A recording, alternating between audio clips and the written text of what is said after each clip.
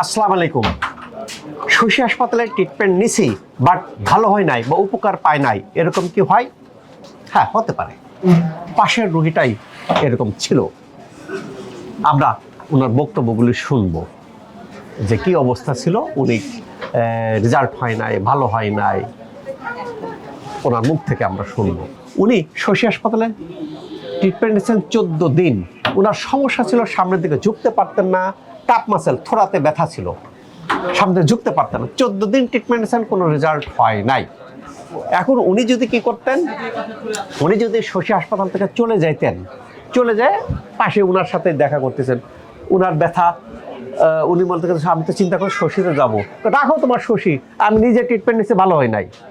উনি তো তাই তো যাবো না শশী হাসপাতাল, একজন করে ভালো হবো না, দিলাম বাদ।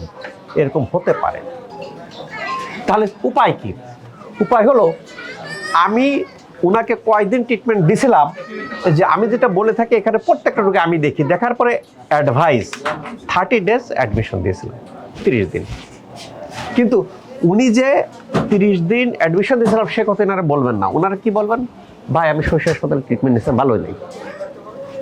আরে বাবা রে, তাই তো, তাহলে আর যাবো কোথায়? কেন শশী হাসপাতালের শেষ ভরসা আল্লাহর উপর ভরসা করে এখানে আসেন। যখন বড় বড় জায়গা যায় ভালো হচ্ছেন না, বিদেশে যায় ভালো হচ্ছেন না, তখন এমন অবস্থায় আসেন।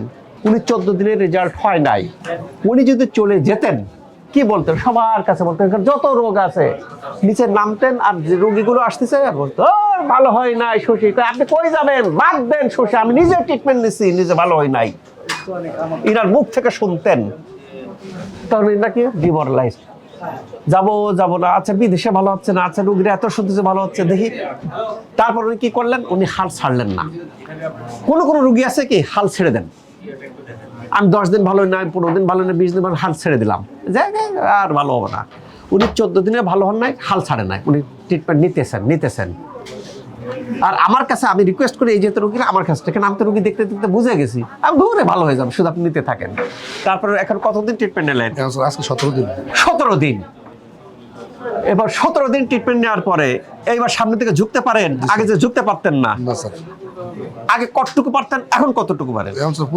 এখন পুরো পারেন, আলহামদুলিল্লাহ। দেখেন, পুরো সমস্যা আসছিল স্যার আমি ঝুঁকতে পারি না, এই ঝুঁকতে পারি না অনেকেই বলতেন। আর কোথায় ব্যথা ছিল স্যার? পায়ের এই গোড়ালির দিকে ব্যথা ছিল। কি অবস্থা? এখন অনেক কমে গেছে স্যার, কমে গেছে, সামনের দিকে ঝুঁকা যাচ্ছে।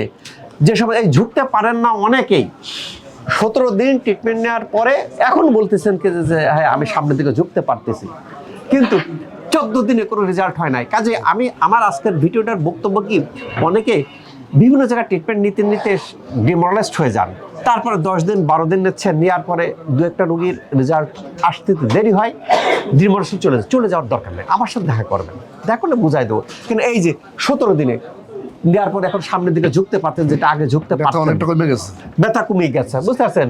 এখানে কোনো ব্যথার ওষুধ দেওয়া হয় না, কোনো স্টেরয়েড দেওয়া হয় না, ব্যথার ওষুধ না। যার পরিণতিতে যে আমরা যেন, কেন এখানে ভিতর থেকে ভালো করতে যায় একটু সময় লাগে, আমরা এতটুকু সময় দিই, এতটুকু ধৈর্য ধারণ করি, তাহলে দেখবেন কি যে বিশেষ করে আমি যেটা লিখে দিচ্ছি ওই ফাইলের উপরে যেটা লিখে দিচ্ছি সেইটা যেন পালন করা হয়, দেখবেন যে আল্লাহর রহমতে ম্যাক্সিমাম রোগী যেরকম ভালো হয়ে যাবে। এখন রোগী এসে বলবে স্যার ভিডিওতে দেখি 10 দিন 12 দিনে ভালো হচ্ছে। প্রত্যেকটা পেশেন্টের কন্ডিশন সমান না, কারো 60 দিন লাগে, কারো 30 দিন লাগে, কারো 14 দিন লাগে, কারো 17 দিন লাগে, কারো 5 দিন লাগে, কারো বডির কন্ডিশনের উপর ডিপেন্ড করে, তার উপর ডিপেন্ড করে, আপনার উপর ডিপেন্ড করবে কয়দিন লাগবে। আমরা তো ভাই আপ্রাণ চেষ্টা করি, কেন যত দেশ বিদেশে ফেল মারা রোগী আমার কাছে আসতেছে, কাজে আমরা কি চাইবো যে এই রোগীটা ভালো না হয়ে চলে যাক? কোনোদিন আমরা চাইবো না, আমাদের সর্বোত্তমটা দেয়া আমরা চেষ্টা করি। এবং এখানে যেহেতু ইন্টিগ্রেটেড দুনিয়ার সিস্টেম, কাজে এখানে অনেকেই আল্লাহর রহমতে এরকম ভালো হয়ে যাচ্ছেন। ভালো হয়ে যাওয়ার পর আমাদের গাইডলাইন ফলো করলে দীর্ঘদিন ভালো থাকবেন। আল্লাহ তাআলা আমাদের সবাইকে ভালো রাখুক এই প্রত্যাশায় আমি ডক্টর শহীদুল ইসলাম।